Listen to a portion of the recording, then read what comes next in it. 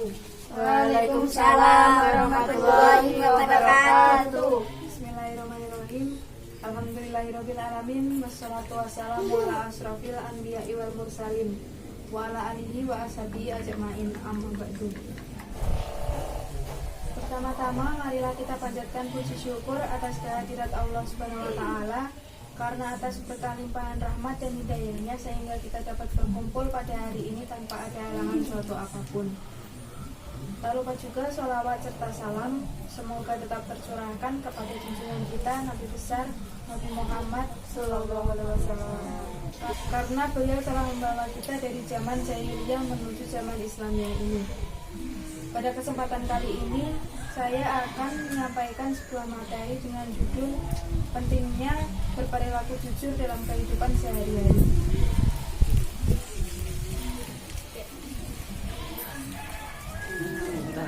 Jujur adalah perilaku di mana apa yang kita lakukan, apa yang kita katakan, dan apa yang kita rasakan sesuai dengan yang seharusnya terjadi. Jujur juga bisa dikatakan menempatkan sesuatu pada tempat yang seharusnya. Jujur adalah tidak bohong, apa adanya, dan tidak memanipulasi demi kepentingan pribadi. Jujur adalah kesesuaian sikap antara perkataan dan perbuatan yang sebenarnya. Jujur adalah bagian dari akhlak Islam, karena Islam selalu mengajarkan kepada umatnya untuk selalu berkata benar. Orang yang memperjuangkan kebenaran akan mendapatkan pahala dari Allah selayaknya orang yang berbohong akan mendapatkan dosa. Orang yang jujur akan mendapatkan 3 keutamaan, yaitu kepercayaan, cinta, dan rasa terhormat. Cinta karena orang jujur akan disukai oleh banyak orang dan mendatangkan cinta dan kasih. Rasa hormat berarti semacam rasa terima kasih karena bersikap jujur dan tidak berdusta. Maka dari itu, kejujuran sangatlah penting. Belum lagi kepercayaan yang hancur akibat ketidakjujuran. Jujur itu mahal, seperti kepercayaan yang mahal.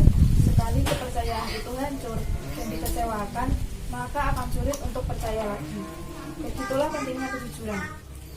Dalam sebuah hadis disebutkan bahwa jujur itu mendatangkan kebaikan dan akan membawa seseorang ke dalam surga. Berikut hadisnya.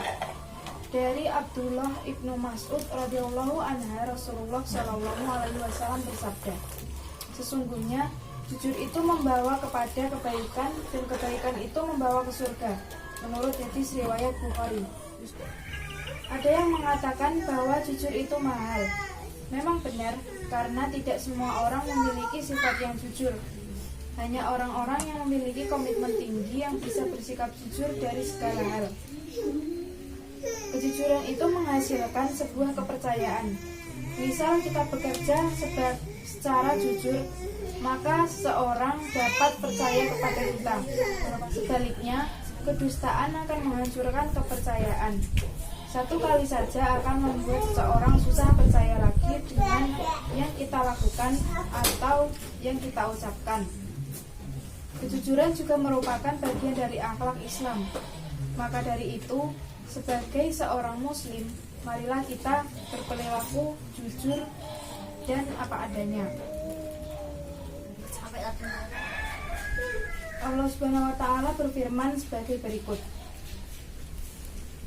Dan janganlah kamu campur adukan kebenaran dengan kebatilan, dan janganlah kamu sembunyikan kebenaran sedangkan kamu mengetahuinya. Quran Surat Al-Baqarah Surat kedua ayat 42.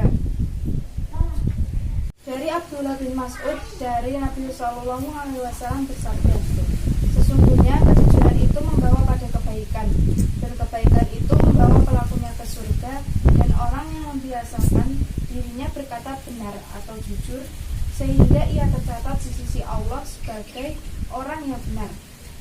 Sesungguhnya dusta itu membawa pada keburukan atau kemaksiatan, dan keburukan itu membawa ke neraka, dan orang-orang membiasakan dirinya berdusta sehingga ia tercatat di sisi Allah sebagai pendusta. Macam-macam sifat jujur dalam Islam. Di dalam agama Islam ada sifat-sifat jujur yang harus dipahami, yaitu yang pertama ada Siddiq al-Qalbi. Siddiq al-Qalbi adalah sifat jujur yang diterapkan oleh manusia dalam niatnya. Dalam berniat tentunya disertai keikhlasan dan melakukan perbuatan tersebut. Amalan perbuatan haruslah didasari dengan niat yang baik. Niat untuk beribadah hanya kepada Allah SWT. Yang kedua adalah Siddiq al-Hadis. Siddiq al-Hadis ini adalah sifat jujur yang diterapkan oleh manusia pada perkataan yang diucapkannya. Umat Islam diperintahkan untuk selalu menjaga perkataannya. Perkataan yang harus diucapkan adalah sebuah kebenaran, bukan kebohongan. Siddiq al-Hadis adalah sifat jujur yang diterapkan oleh manusia pada perkataan yang diucapkannya. Umat Islam diperintahkan untuk selalu menjaga perkataannya. Perkataan yang harus diucapkan adalah sebuah kebenaran, bukan kebohongan. Kebohongan akan menuntun ke dalam kebohongan-kebohongan lainnya. Yang ketiga adalah Siddiq al-Amal. Siddiq al-Amal adalah sifat jujur yang dilakukan oleh manusia dalam melakukan segala perbuatannya. Jujur dalam melakukan sesuatu perbuatan merupakan derajat yang sangat tinggi. Orang yang jujur dalam melakukan amalan atau perbuatan berarti tidak memiliki riya di dalam hatinya. Tidak mengharapkan pujian dari manusia, namun hanya berharap pujian dari Allah SWT semata. Yang keempat adalah Siddiq al-Wad. Siddiq al-Wad adalah sifat jujur yang diterapkan oleh manusia dalam menepati janjinya kepada orang lain. Tidak hanya janji kepada orang lain, namun juga janji kepada dirinya sendiri. Misalnya, jika seseorang mendapatkan harta dan dari segala jerih payahnya dan berjanji untuk memberikan sebagian kepada orang yang membutuhkan, maka itu termasuk dalam jujur untuk menepati janji.